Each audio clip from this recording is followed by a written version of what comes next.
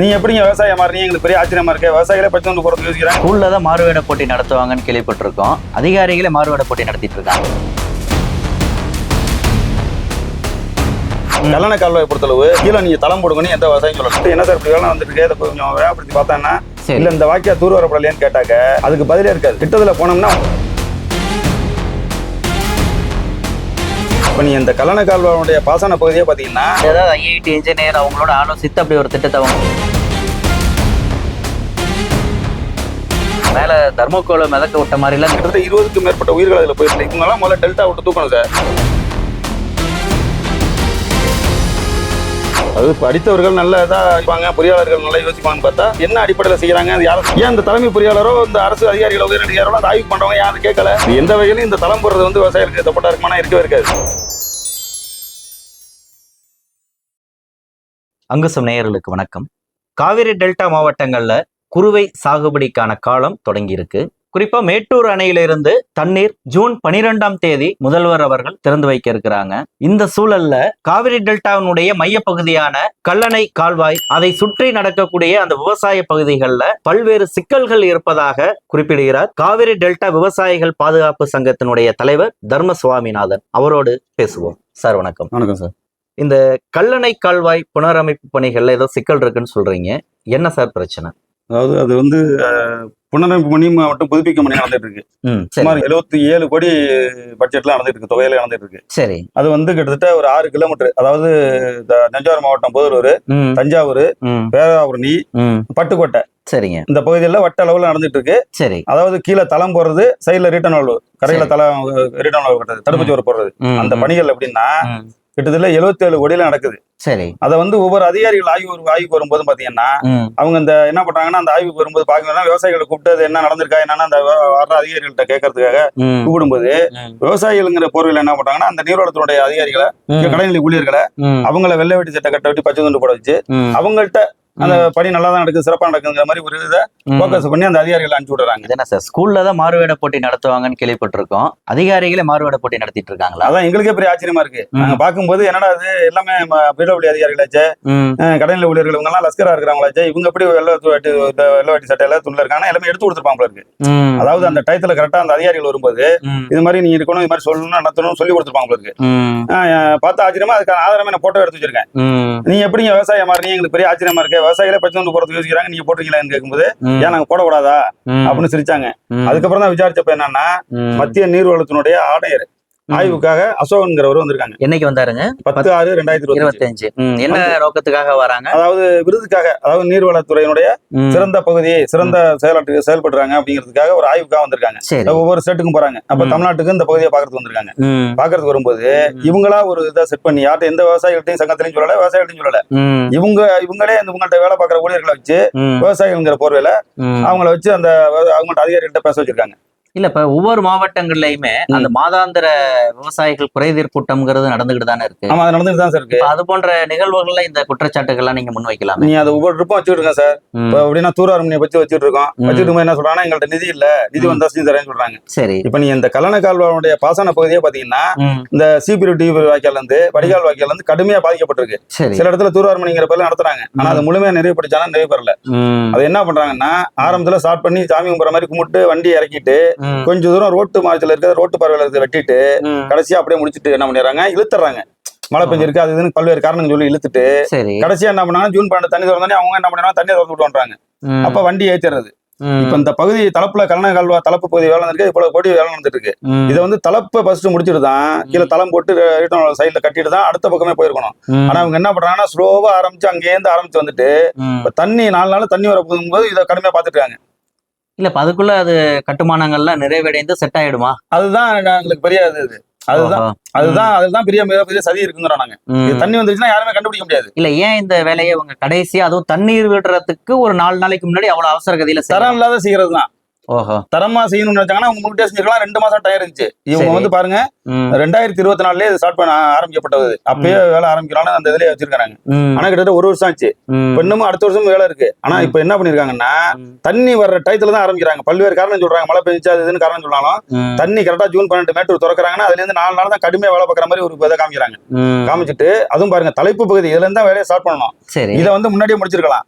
இதை வந்து தண்ணி 12ஆம் தேதி திறக்கணும். இப்ப 15ஆம் தேதிக்குள்ள இந்த 4 நாளுக்குள்ள எப்படி வேலையை முடிக்க போறாங்கன்னு தெரியல. எப்படி முடிச்சு தண்ணி விட போறாங்கன்னு தெரியல. ஆனா தண்ணி திறந்து விட்டு தான் அவனும் வழியில எல்லாம் விதை போட ஆரம்பிச்சிட்டாங்க. இப்ப தண்ணி திறந்தோடனே ரெடியா இருக்காங்க வர குருவை சாகுபடிக்கு. இப்ப வேலை நடந்துட்டு இருக்குங்களாங்க? இப்பயும் வேலை நடந்துட்டு இருக்கு. இன்னைக்கு இன்னும் முடியல. 11. ஆமா இப்ப வேலை நடந்துட்டு இருக்கு. இந்த நிமிஷம் நடந்துட்டு இருக்கு. 4 நாளைக்கு வேலை பார்ப்பாங்க. ஏன்னா தண்ணியோட தண்ணியா போற மாதிரி. சரி. இதுல பல கோடி ரூபாய் கைவிட்டு நடந்ததா சொல்றாங்க. அதாவது ஒவ்வொரு திருப்ப அதிகாரிகள் வரும்போது அந்த 17 மாளிகைகள் வச்சு இவங்க வந்து அந்த ஒப்பந்தக்காரர் இவங்க வந்து அதிகாரிகள் வந்து விவசாயிகளுக்கு சாதகமாவே இல்ல. ஒப்பந்தக்காரருக்கு வேலை பார்க்குற மாதிரி அவங்க வந்தா வேற வேலையே பார்க்கல. இவங்க நேரம் அவங்க வந்தாங்கன்னா அந்த ஏரியா வந்தாங்கன்னா நேரம் 17 மாளிகைக்கு போயிடுறாங்க. ஏதோ நடக்குது அப்படியே போயிடுறாங்க. அங்க வந்து ஸ்பாட்டை கூட சரியா கவனிக்கல. அந்த ஒவ்வொருத்துக்கும் வந்து தொகையினுடைய மதிப்பீடு அந்த போர்டு வைக்கணும்னு சொல்றோம் நம்ம. இது இத்தனை கிலோமீட்டர் வேலை நடக்குது. இந்த 12 இருந்து வந்தது. இதுக்காக நிதி ஒதுக்கப்பட்டது. ஒப்பந்ததாரர் யாருன்னு. ஆனா இது என்ன செஞ்சிருக்காங்கன்னா இந்த மத்திய ஆணையர் வர்றாரு அசோகன் சார் வர்றாங்கன்னு சொன்னோம்தான் இந்த போர்டு நேத்து நடப்பட்டது. ஓஹோ. நேற்று தான் அந்த போர்டை வச்சாங்க. எனக்கு ஆச்சரியமா இருந்துச்சு. ஏன்னா திடீர்னு போர்டு வச்சிருக்காங்களே ஆச்சரியமா இருக்குன்னு பார்த்தா இந்த மாதிரி சென்ட்ரல் ஆணையர் வராங்க. சென்ட்ரல் செக்ரட்டரி வர்றாங்கன்னு உடனே வச்சு அவங்களை அந்த வேலை பார்க்குறவங்களே அவங்களே பச்சை துண்டு போட வச்சு அவங்கள்ட்ட இந்த மாதிரி நல்லா நடந்திருக்காங்க. ஒன்றும் பிரச்சனை இல்லை. பணியெல்லாம் சிறப்பா இருக்கு சார். விவசாயம் எல்லாம் மகிழ்ச்சியா இருக்கிற மாதிரி ஒரு போக்கஸை பண்ணி அனுப்பிச்சு விட்டுருக்காங்க. இது ஒவ்வொருத்தருக்குமே இது மிகப்பெரிய ஆச்சரியமா இருக்கு. அப்போல ஒரு விவசாயி உண்மையான விவசாயி கூட அப்படி இருக்க முடியாது போல இருக்கு. ஏன்னா எல்லாமே விவசாயி கூட அனுப்பி வேண்டி தானே நம்ம இடத்துல இருக்கு. அந்த மாதிரிலாம் வெட்டி தர கடவுளுக்கு போல இருக்கு. ஆனா இவங்களை பார்த்தீங்கன்னா அந்த அளவுக்கு தயார் பண்ணி மாறுவேட பட்டியல ஸ்கூல்ல வைக்கிற மாதிரி தயார் பண்ணி வச்சிருக்காங்க. இதுல இன்னொரு விஷயம் என்னன்னா அந்த பொறியாளர் அந்த உதவி பொறியாளர் பேரு அவர் பேரு மணியண்ட. சரிங்க. இன்னொரு பொறியாளர் வந்து ஒரு உதவி செயற்பொறியாளர் வந்து சரவணன் ஒருத்தர். சரி. இவங்க யாருமே விவசாயிகளுடைய போனே அட்டன் பண்ண மாட்டாங்க. அந்த தொலைபேசியில் அவங்களை கூப்பிட்டு என்ன சார் இப்படி வேலை வந்துருக்கு அதை கொஞ்சம் வேகப்படுத்தி பார்த்தாங்கன்னா இல்ல இந்த வாக்கியா தூர் வரப்படலையான்னு கேட்டாக்க அதுக்கு பதிலே இருக்காது. சரிங்க. கிட்டத்துல போனோம்னா வண்டி எடுத்துட்டு போயிடுவாரு. சரி. விவசாயிகளுக்கு பதிலே இருக்காது. பச்சை துண்டை பார்த்தாவே என்ன துறை அதிகாரி? அவங்க வந்து நீர்வளத்துறைய அதிகாரி. சம்பந்தம் இல்லாத துறை அது இல்ல விவசாயியோட சம்பந்தப்பட்ட துறை தானே இது. அப்படியே நீர்வளத்துறை அதான் சொல்றேன்ல. ஏதோ கேள்வி வைக்கமா நம்ம பதில் சொல்ற மாதிரி இருக்குமே என்ன அவங்களோட ஒரு அச்ச உணர்வு. அதே மாதிரி எக்ஸிக்யூட்டிவ் இன்ஜினியர் இளங்கவன் பேர் அவர் பேரு. அவரும் நான் இங்க இருந்து அந்த 17 மாளிகைக்கு வந்திருக்கேன். ஏதோ ஒரு அதிகாரி வந்திருக்காங்கன்னு கேட்கலான்னு போறேன். ஏன் சார் இவ்வளவு தாமதப்படுத்துறீங்க? வேலையை வந்து கொஞ்சம் துரிதப்படுத்தலாமே.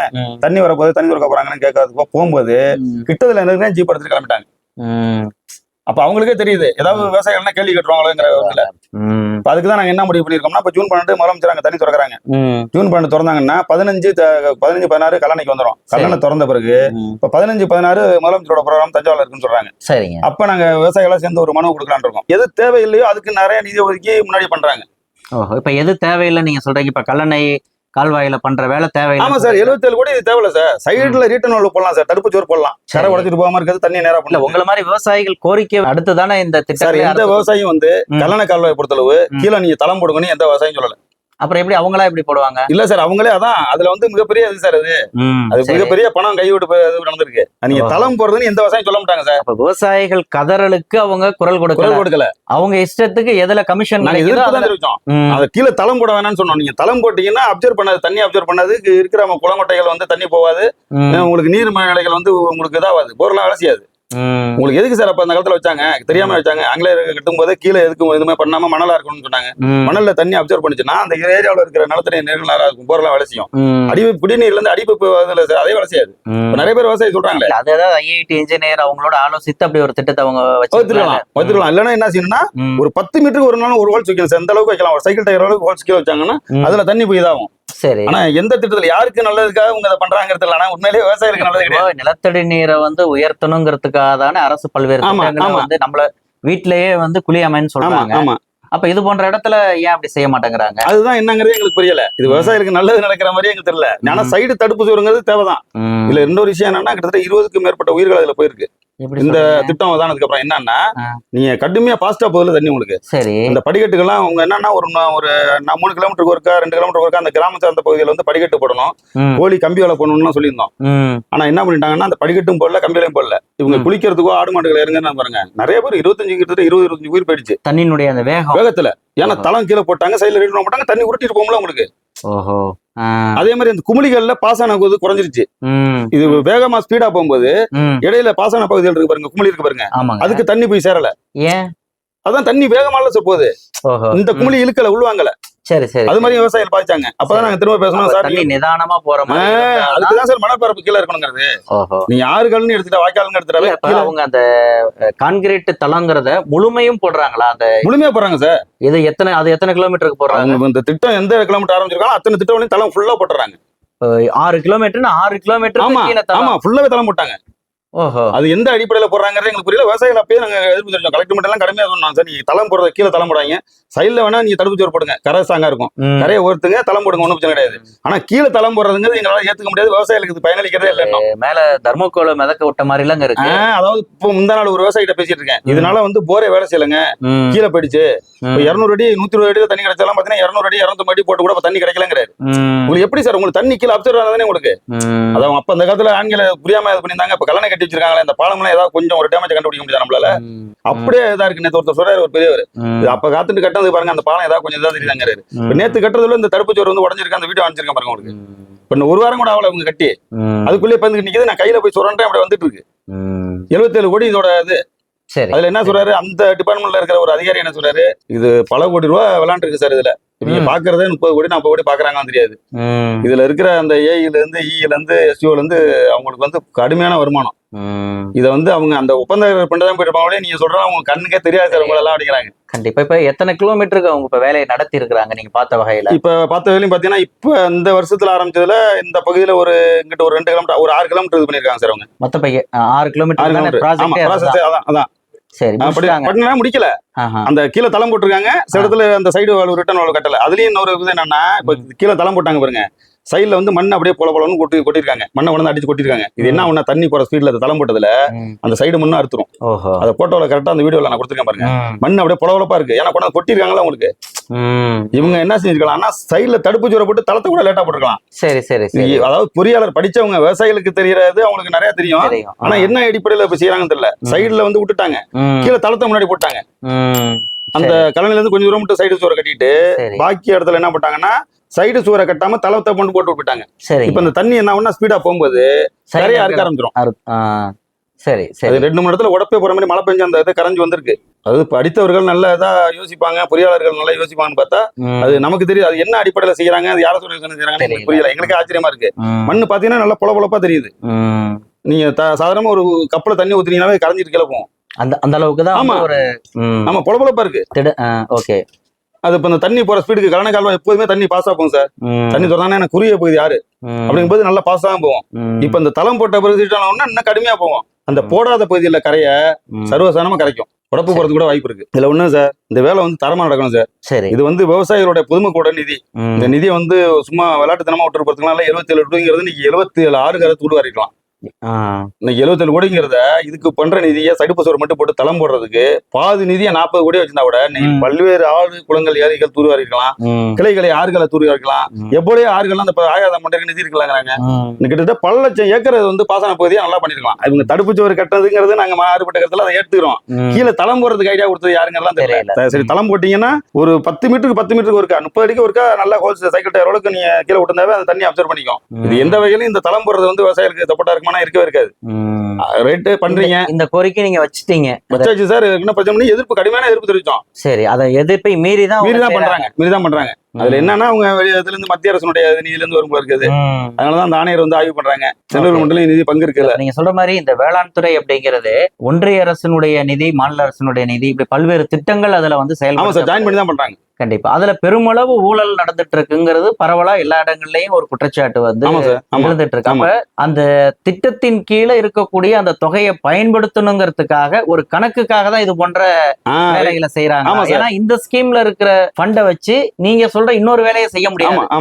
அப்ப இதான் செஞ்சாகணும். இதுல செஞ்சாதான் இப்ப 70 கோடி ரூபாய் செலவு பண்ணாலும் அதுல ஒரு குறிப்பிட்ட தொகையை கமிஷனா எடுக்க முடியும். அதுதான் உங்களோட நோக்கமா? 40% சொல்லுவாங்களே சார் அதிகபட்சம். சார் 60% இப்ப 60ங்கிறாங்க. 60-40. ஆமா. அதாவது 40ன்னு முன்னாடி சொல்லியிருந்தாங்க. இப்ப விசாரிக்க போனோம்னா அந்த டிபார்ட்மெண்ட்ல சில அதிகாரிகள் நல்ல அதிகாரிகள் இருக்காங்க, மனசாட்சியே கிடையாதுங்க. கிட்டத்தட்ட இப்ப 60க்கு போயிடுச்சு. இதுல இப்படி வேலை பார்க்க போறாங்கன்னா அதான் அப்படி இதா வருது. இது தேவையே இல்லாத தளம் போறதே அவங்களே சில அதிகாரம் சொல்றாங்க, எங்களுக்கே மனசு இல்ல, ஏன்னா நாங்களும் விவசாய குடும்பத்துல இருந்தவங்க, இந்த தளம் போடுறதுக்கு யார் ஐடியா கொடுத்ததுன்னு தெரியல. இதுல பெரிய தொகை நிதியை பெற்று உங்க கிட்ட தளம் போட்டாதான் அந்த ஃபண்ட் கிடைக்கும். தளம் போடலன்னா ஃபண்ட் கிடைக்காதுங்கிற மாதிரி சொல்லிட்டாங்க. அப்ப சரி தடுப்பு சுவர் வருது இந்த வரும்போது ஏதோ அனுபவிச்சுங்க மாதிரி விட்டாச்சு, என்ன பண்றது அப்படிங்கிற மாதிரி. இப்ப இதான 4 நாள் தண்ணி விட போறாங்க. இது வந்து பனி வந்து என்ன எனக்கு இந்த வர்ற கோடைக்கு பார்த்தாவே தெரியும், இந்த தளம் எல்லாம் புட்டுட்டு போயிடும், அந்த அளவுக்கு ரொம்ப மோசமா இருக்கு. சரி, இது தரமாவே இல்ல. அந்த அவசியம் நீங்க இதை ஃபாலோ பண்ணி நீங்க இன்னொரு 3 மாதம் கழித்து இந்த தளத்தினுடைய தன்மை எப்படின்னு நான் கண்டிப்பா சொல்றேன். நீங்க எனக்கு வீடியோ நாம வந்து பதிவு செய்வோம். இப்ப வந்து அந்த இடிஞ்சிருக்க வீடியோவை உங்களுக்கு போட்டிருக்கேன். நாளைக்கு காலைல கையால பேத்து பார்த்தேன், சரசரன்னு கரையுது. கண்டிப்பா ஒண்ணு முடிஞ்சு, கண்டிப்பா இது நிலைக்காதுன்னு வச்சுங்க, அது ஒரு விஷயம். இப்ப இதை பண்ணிட்டாங்க ரைட்டு, அந்த பணினாலும் சிறப்பா நடக்குதானா அதுவும் இல்ல, தரமா இல்ல. இதை ஆய்வு பண்ணணும் சார். உடனே என்ன பண்ணணும்னா இதை ஆய்வு பண்ணணும். இப்ப 2 நாள் டைம் இருக்கு. முதலமைச்சர் பார்வை பண்ணோட நாளை மறுநாள் தண்ணி இருக்கிறதுக்குள்ள 1ஆம் தேதி அங்க தண்ணி 15ஆம் தேதி 16ஆம் தேதி தான் அங்க காணிக்கு வரும். எந்த அளவுக்கு அந்த வேலைகள் நடந்திருக்குங்கிறத ஆய்வு பண்ணணும் சார். முதலமைச்சர் சிறப்பு ஆபீசரை போட்டு ஆய்வு பண்ணும்போது விவசாயிகள் அந்தந்த ஏரியா விவசாயிகளை கூப்பிட்டு கேட்க சொல்லணும். அவங்களுக்கு கரெக்டா தெரியும் சார். உங்களுக்கு அந்தந்த பகுதி விவசாய சங்கம் யாரு, விவசாயிகள் யாருன்னு கரெக்டா தெரியும். அதுல ஊர்ல 2 பேர்த்த கூப்பிட்டு கேட்டீங்கன்னா இதோட தான் சொல்லிடுவாங்க. இது விவசாயிகளுக்கு உண்மையிலேயே பயன்பெறுமா பயன்பெறாதா, இந்த வேலை தரமா இருக்கா இல்லையாங்கிறத சொல்லிடுவாங்க. அதிகாரிகளுக்கு நல்லாவே தெரியும் இது மாதிரி நடக்கும் தெரியும். அலட்சியம். அவங்களுடைய கவனம் பூரா அந்த ஒப்பந்தக்காரர்கிட்ட சரி பண்றது, ஒப்பந்தக்காரர்கிட்ட பேசுறதுனுடைய இவங்க எல்லாம் முதல்ல டெல்டா விட்டு தூக்கணும் சார். மேல்மட்டத்துல அந்த ஒப்பந்தக்காரர் வந்து செல்வாக்கான ஆளு. ஒப்பந்தத்தை யார் எடுத்து செய்துட்டு இருக்கு? ராஜகோபாலன் சார். அவர் என்ன பின்னணி கொண்டவர்? அதாவது அரசியல் பின்புலம் மூலம் இருக்குறாங்க. சரி, அரசியல் பேக்ரவுண்ட் இருக்காங்க. மினிஸ்டர்கிட்டையும் முதலமைச்சர்கிட்ட நெருக்கமா இருக்காங்கன்னு சொல்றாங்க. ஆனா எனக்கு என்ன புரியுதுன்னா ஒரு சார்ந்தவர் அவரு. என்ன சார்? எந்த ஒரு? சேலம் சார். சேலம் ராஜகோபாலன் அவர் தான் அந்த ஒப்பந்தக்காரர். 77 கோடிக்கு ஒப்பந்தக்காரர் டோட்டலா அவர் தான். பிரிச்சு கொடுத்துருக்காங்க சப்ளைலாம் நமக்கு தெரியாது. ஆனா ஒப்பந்தக்காரருங்கிறது அத்தாரிட்டியே தான் அவர் தான். தண்ணீர் வர 16ஆம் தேதி தான். ஆமா, வர வரைக்கும் அது எந்த அளவுக்கு வந்து வேலை நடந்து நீங்களே அப்டேட் பண்ணுங்க. இப்ப இன்ன வரலையும் இப்ப இன்னும் 2 நாள் சார் கேப்புங்கிறது. 12 நாளைக்கு திறந்துட போறாங்க. 3 நாள் இடையில 16ஆம் தேதி திறக்க போறாங்க. இந்த 4 நாள்ல இந்த வேலையை எப்படி அவங்க முடிக்க போறாங்கிறதா. கட்டட வேலைங்கிறது தலப்புங்கிறது தண்ணி ஃபோர்ஸ் அடிக்கும் திறந்து விட்டோன்னே. இதை வந்து தாராளமா இவங்க 1 மாசம் முன்னாடி பண்ணிருக்கலாம். இங்க பண்ணி முடிச்சுட்டு அங்க போயிருக்கலாம். ஏன் நீங்க கடைசி இதுல வந்து பண்றீங்க? ஏன் இந்த தலைமை பொறியாளரோ இந்த அரசு அதிகாரிகளோ உயரதிகாரிகளோ அந்த ஆய்வு பண்றவங்க ஏன் அதை கேட்கல? அப்ப இவங்க உள்ளுக்குள்ள எந்த அளவுக்கு வேலை செஞ்சிருக்கு உங்களோட அதிகாரம்? நான் கேட்டேன், முந்தா நாள் கேட்டேன் அந்த சூப்பர்வைசர்ட்ட, அந்த புவனேஸ்ங்கிற சூப்பர்வைசர்ட்ட, சார் வாங்க சார், இவ்வளவு நாள் உங்களுக்கு டைம் இருந்துச்சுல, நீங்க தலைப்பு பகுதியை முடிச்சிட்டுல நீங்க கடை பகுதி போயிருக்கணும். சரி, நீ அங்கேயும் வேலையை முடிக்கல, அதையும் தொய்வா கிடக்கு. இப்ப நீங்க தலைப்பு பகுதியில வந்து இப்ப தண்ணி வரும்போது பாத்துக்கிட்டீங்கன்னா எந்த அளவுக்கு நிலையா இருக்குன்னு கேட்டேன். சிரிக்கிறாரு. ஏன்னா அவர் கண்ட்ரோல்ல கிடையாது. ஆமா, அவர் வந்து அங்க பார்வையிடுற ஒரு சூப்பர்வைசர் தானே. அந்த ஆட்கள் வேலையை வருது அந்த மிஷினுக்குள்ள இதை பண்றதுனாலே அவருக்கு அந்த அதிகாரம் கிடையாது. ஆனா என்ன சொல்லிருக்காங்கன்னா, நீ யாருக்கும் செய்ய சொல்லணும்னு அவசியம் இல்லைங்கிறத மட்டும் சொல்றாரு. நீ விவசாயிகளுக்கோ யாருக்கும் பதில் சொல்லணும்னு உனக்கு அவசியம் கிடையாது. நாங்க மேலிடத்துல எல்லாம் பேசிட்டோம். எங்களுக்கு மேலிடம் ஃபுல்லா சப்போர்ட்டா இருக்கு. நீ வந்து நாங்க சொல்றதை மட்டும் நீ செய்ய, என்ன பண்ணணுமோ நீ அதை பண்ணணும் போது. பல இடங்கள்ல கால்வாய்களை நம்ம பாக்குறோம். ஆமா, 2 பக்கமும் வந்து கருங்கல் போட்டு வந்து கட்டுமானம் சரியாம இருக்கணுங்கிறதுக்காக இருக்கும். கீழே இருக்கிறத பத்தி யாரும் கவலைப்பட்டது கிடையாது. அது ஒரு மாறுபட்ட இதை செய்யறாங்க. கால்வாயினாலே நமக்கு இந்த கண்ணோட்டம் தான். ஆமா, ஏன்னா கடை வந்து இப்ப நிறைய இடத்துல வந்து கரை வந்து அந்த தென்னநகர் எல்லாம் பலவீனமா தான் இருக்கு. அந்த தடுப்பு சுவருங்க பண்ணிட்டு உங்க தளத்தை போட்ட வேலை வந்து இது இந்த ஆட்டோமேட்டிக் சிஸ்டம்ங்கிற மாதிரி கரையை அகலப்படுத்துறதுக்கான ஒரு திட்டமா கூட இருக்கலாம்ல. அறுத்துட்டு போறதுல இருந்து வந்து அறுத்துட்டு போகும்ல. ஆமா, அப்ப கரையினுடைய அகலம் வந்து அதிகமாகும்ல. அது எப்படி உள்பக்கம் அறுத்துச்சுன்னா எப்படி சார் அகலமாகும்? உள்பக்கம் அறுத்துச்சுன்னா சார், உள்பக்கம் அறுத்துட்டு இல்ல சார், அதாவது வெண்ணாறு மாதிரி கூட தண்ணி ஸ்லோவா போகுது சார். கல்லணை கால்வாய் பொறுத்தளவு பயங்கர பாஸ்டா போகும். நீங்க சின்ன பிள்ளைகள் எல்லாம் இறங்கி குளிக்கிறதுக்கு பயப்படுவாங்க. நிறைய பேர் இறங்க மாட்டாங்க. கல்லணை கால்வாய் குளிக்கிறதுக்கு கேட்டு பாருங்க, நிறைய பேர் கலங்க இறங்க மாட்டாங்க. ஏன்னா அவ்வளவு பாஸ்டா போகும் தண்ணி. இப்ப அதுவும் உங்க தளம் போட்டு ரிட்டர்ன் போட்ட பிறகு பாத்தீங்கன்னா கடுமையான பாஸ். அதான் குதிச்சவங்க போயிட்டாங்க. 20-25 பேர் காலியாயிட்டாங்க. இப்பதான் அந்த இது போடுறாங்க. ஸ்டீல்ல வந்து என்ன பண்ணாங்கன்னா தடுப்பு இது மாதிரி போடுறாங்க, கம்பி வலை மாதிரி போடுறாங்க ஒவ்வொரு படித்துறையிலுமே. இப்ப அதுக்கு ஒரு டெண்டர் விட்டு அது ஒரு இது ஓடிட்டு இருக்கு. 77 கோடி இதுக்கு செலவு பண்ணீங்கல்ல, 40 கோடியை வந்து தடுப்பு சுவருக்கு வச்சுட்டு இந்த தளம் போடுற செலவை கிட்டத்தட்ட ஒரு பல லட்சம் ஏக்கர் பல ஊருக்கு சார், பல மாவட்டத்துக்கு செலவு பண்ணிக்கலாம் சார். நீங்க 30 கோடிங்கிறதெல்லாம் பல்வேறு வாய்க்கால்கள், குளங்கள், ஆறுகளை தூர்வார பண்ணிக்கலாம் சார். மற்ற இதுல நிறைய இருக்கு சார். மற்ற இதுல அடுத்த தொடர்ச்சியா பேசுவோம். ஆமா, ரொம்ப நன்றி சார். ரொம்ப வணக்கம்.